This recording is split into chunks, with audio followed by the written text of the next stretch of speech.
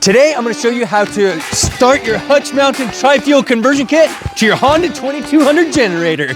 Let's get going.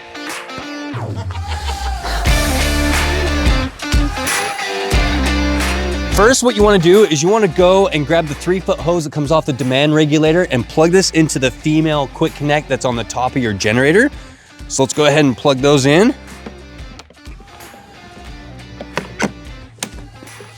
Once you got those plugged in, now go down to the selector knob on the generator and make sure that selector knob is in the propane natural gas position.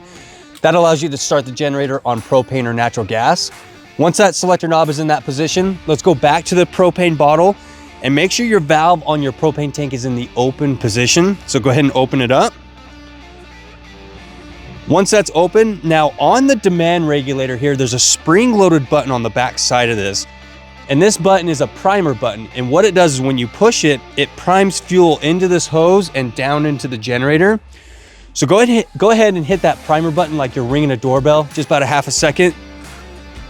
Once you push that, now let's go to the generator and pull the recoil rope and see if it starts.